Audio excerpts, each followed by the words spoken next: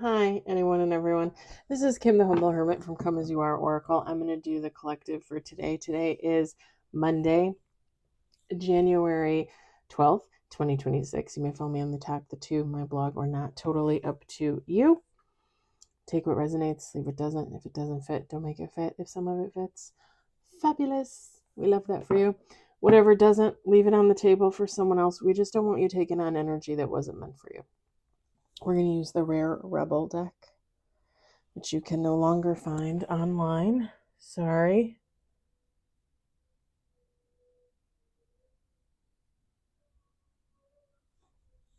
My neighbor's dog's crying.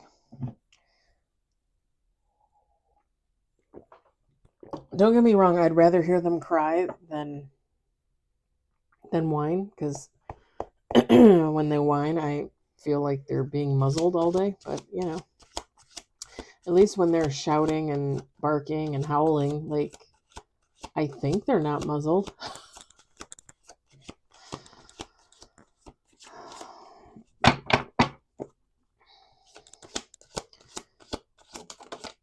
Rare Rebel Shop on Etsy. You can always add it to your list and search for it every once in a while if you want, if you like the cards.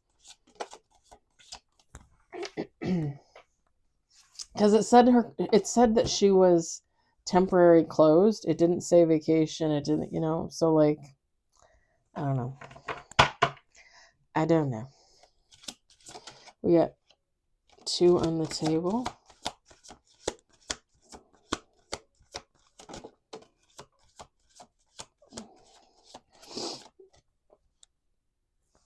Three on the table. Whoa. Are we going to talk about something deep today? Is that what this is? Am I going to be a sex therapist? Because I'm not a therapist. 2 more shuffles. We got 3 on the table.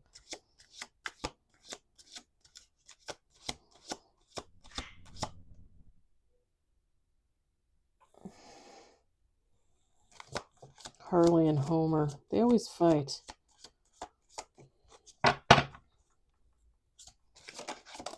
4 on the table. 5 on the table. Now they all want to come out. Okay.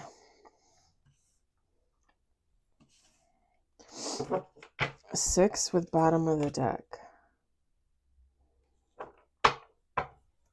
I'm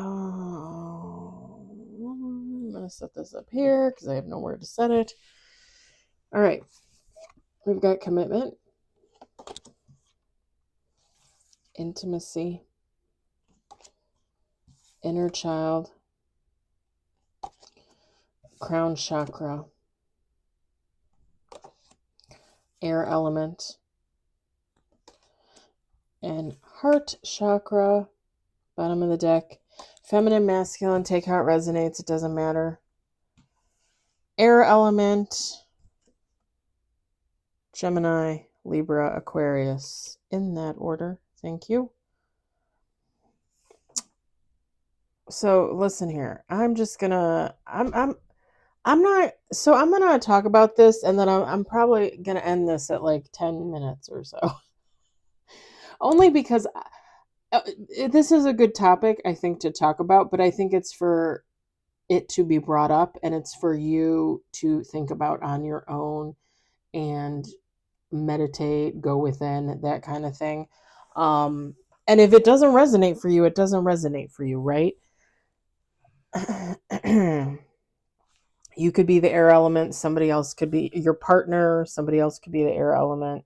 You could have it in your chart. I mean, I've talked about my chart a million times. I have 10 of the 12 signs in my chart, so I pretty much almost have everything. The only thing I don't have is Capricorn and Pisces. So everybody probably has some kind of air in their chart. Let's just be honest.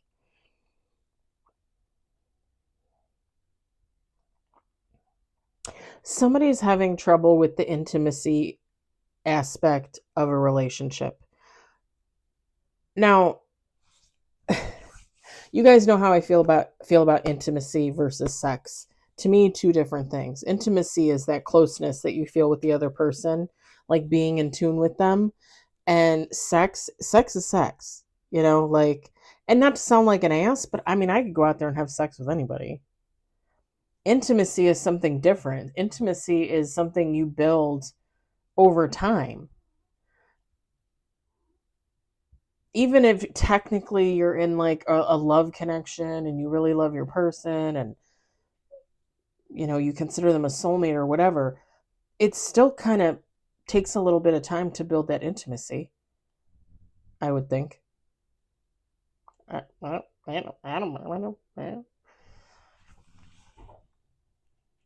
Because when we're talking intimacy, we're talking the good, the bad, and the ugly, right?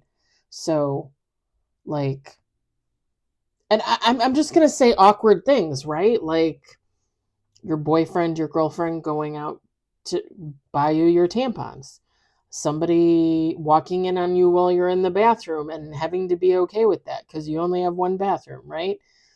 Like there's so throwing up, like if you vomit, like do you hide when you vomit? Like do you let them help you? Because like those are things that are intimate, whether you like to think about them or not.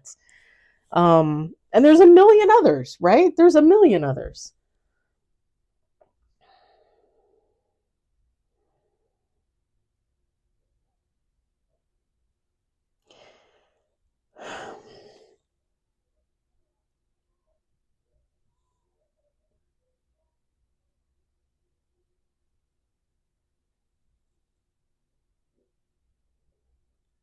I think that might have been the neighborhood dogs.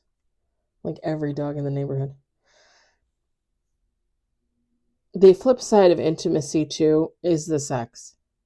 Somebody might actually be having trouble having sex with their person. And it all comes down to wounding. Okay. The card came out for inner child. Yes, it could be inner child. It doesn't necessarily have to be sex trauma. There are other things, other types of like abuse and trauma that you could experience as a child that would possibly make it uncomfortable for you to have sex with your partner.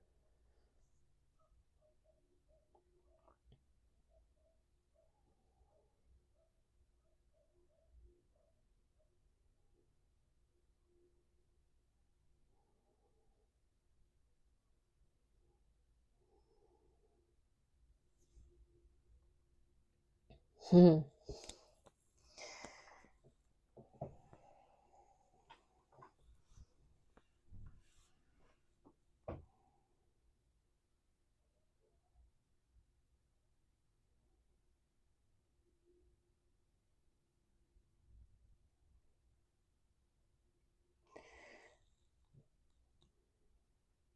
Hmm.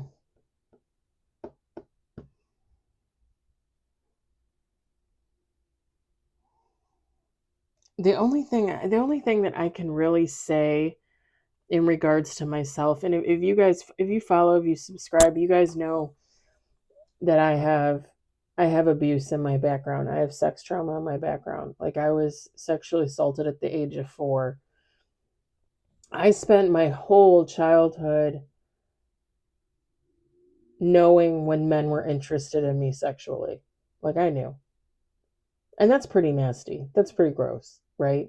It is. It's disgusting to be a little kid and recognize that like a 30, 40-year-old man is like drooling over you. Like that's disgusting.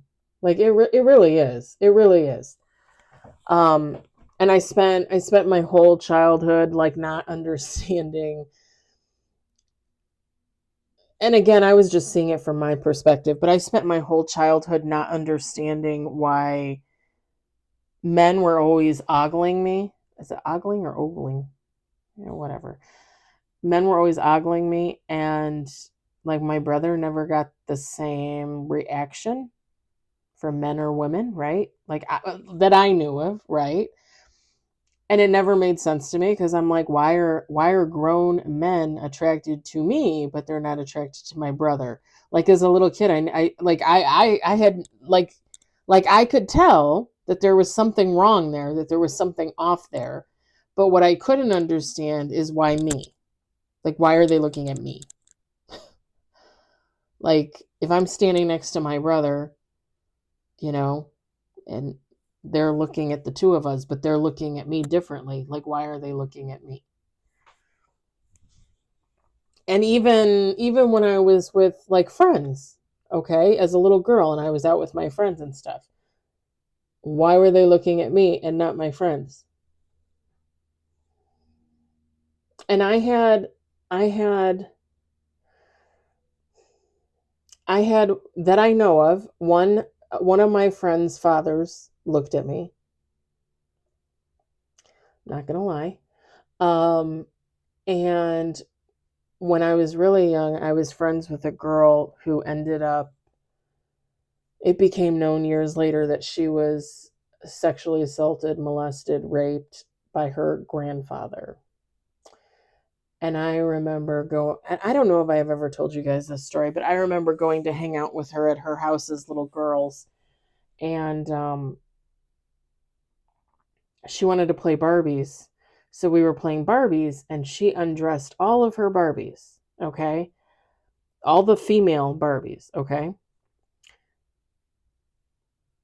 And the Kens would choose their wives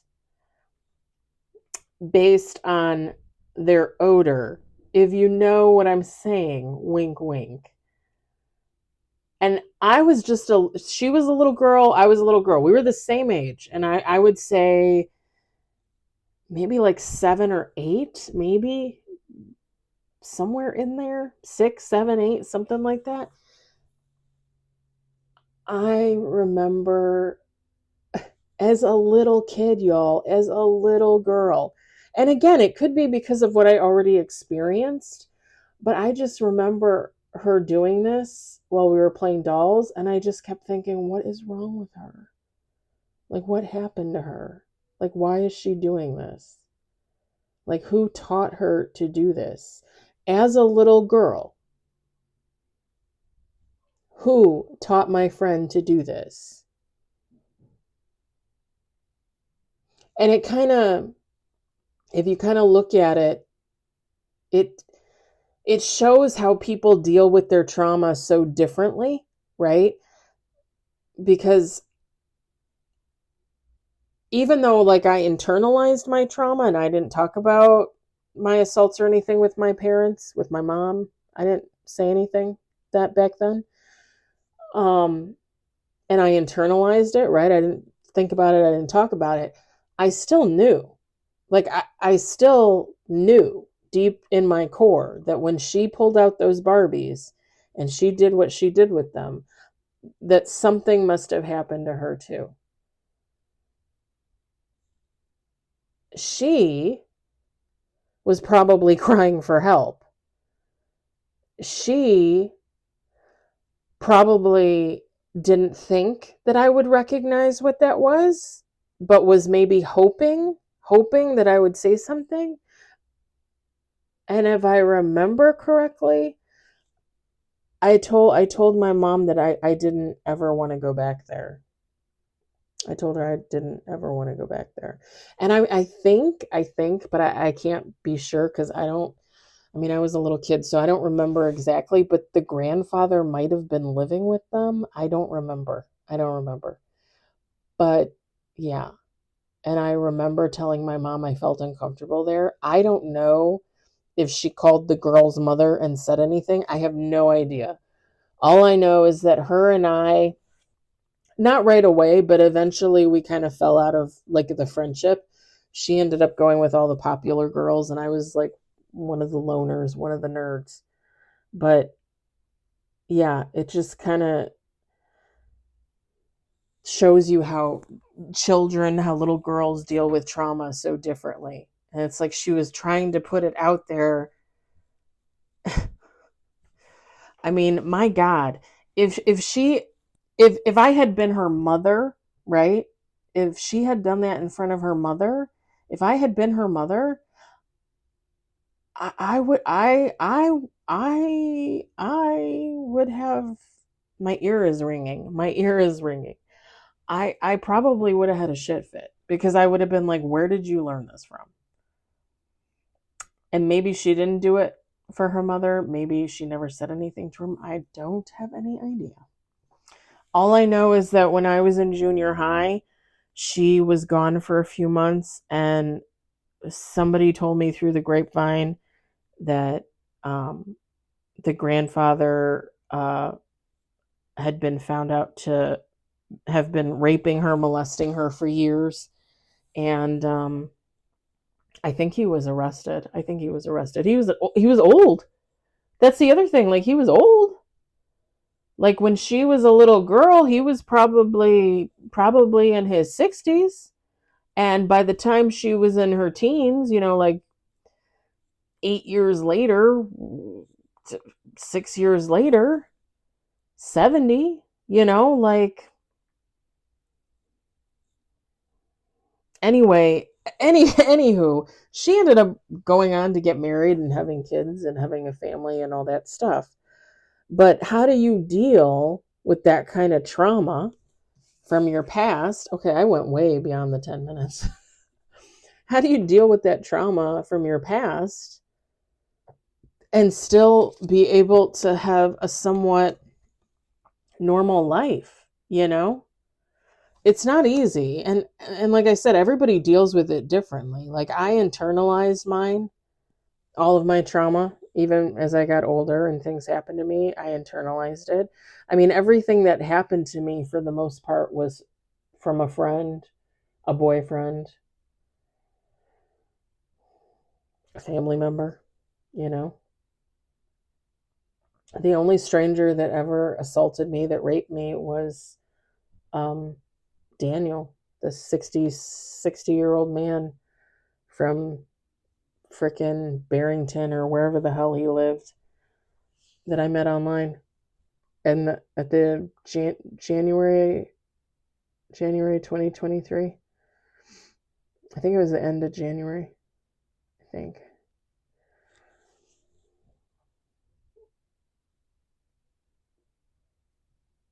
Everybody deals with that stuff differently. And it's kind of funny because, and I've talked about this before too. I didn't really go into any depth, but like me myself, I I've never had a problem with having sex with somebody and like not being able to tell the difference from my assaults from my rapes, if that makes sense. Like, I've always known that they were separate. Like, those are two separate acts. Because when you're sexually assaulted, when you're raped, when you're abused, like, that's done at you. That's done to you. It's not about you, unfortunately, right? I mean, it's being done to you, but it's not about you. It's about that other person. Sad to say, but it's about that other person. And when you're having sex with somebody that you care for, you love, whatever, it's different. Like, I've always been able to tell the difference. So having sex with a person has never bothered me, even after being assaulted or being raped. Like, it never really hindered my sexual prowess, my sexual progress, however you want to phrase that. And it could just be because, like, it happened to me so young, and it's happened to me so many times throughout my life, that by the time the last time happened, it was kind of like, okay, so you're going to do this? You're just going to be like every other rapist out there, Like literally being able to recognize, like, this isn't even this isn't even about me. Like, I'm just the vessel. Like, I'm just the dumping ground, basically. I don't know. I don't know. I don't know. I don't know how to comfort people that don't know the difference. I understand. I understand how horrible it is and heartbreaking it is to think about that and to have that happen to you, right? Because I mean, I had it happen many times. It's just, it's never hindered my sexual life, Like, it never stopped me from being attracted to anybody else, you know? And it's funny because when I finally admitted to my ex-husband when we were still married that I had been raped and sexually assaulted and stuff, he was heartbroken, I think. He was upset. And I think he thought that's the reason why, like, for most of our marriage, like, I didn't want to have anything to do with him sexually. That was not the reason. That was not the reason. There were other things personal in regards to him, but I don't feel comfortable sharing his personal information. Anyway, it was not that. But I think it just goes to show you how that kind of ideology permeates society. Like, you're going to be sexually assaulted or raped or abused, and you're not going to be able to have that type of relationship. When in reality, unfortunately, it's just you yourself holding yourself back from that type of relationship because you can't figure out a way to deal with what happened to you, what happened at you. But yeah, everybody deals with that differently. And again, I don't know if it's a good thing or a bad thing. It's just, I've never had really an issue with the difference.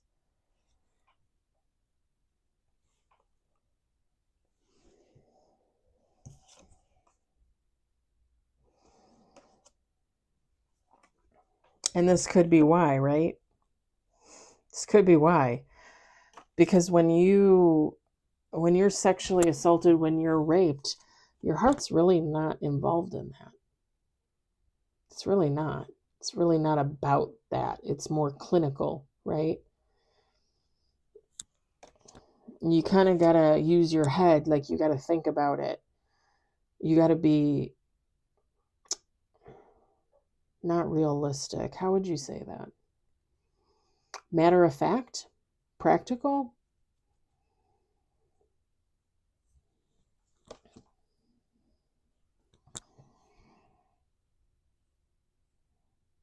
It's, and most, like I said, most people can't really distinguish the act from the heart space. If that, does that make sense? Does any of that make sense? Again, I'm not a therapist. I only know what I know because I've experienced things myself. And I only know what I experienced, and I only know how I handled it. And I only know how I made it through at the end, you know? All right, I think I'm gonna leave it there. We spent 23 minutes on it. I'm gonna leave it there. If it resonates for you, um, if you have any questions, if you want to reach out, you can always reach out to me via email. It's always in the description box. Um, I would be happy to answer a question or two if you have a question, or if you need help, I can always help you find a therapist or something like that. Um, I would be more than happy to do that. I, however, am not a therapist. I can only tell my own experiences. I can't recommend for somebody to deal with a situation in a certain type of way, right? Because not everybody's the same. Not everybody's the same. I hope it did not resonate for anybody, although sadly, I'm sure it will resonate for somebody. I hope you enjoyed it. Sort of, kind of. I hope you were entertained. Sort of, kind of. I hope everybody had a great Monday, and I will talk to you later. Bye.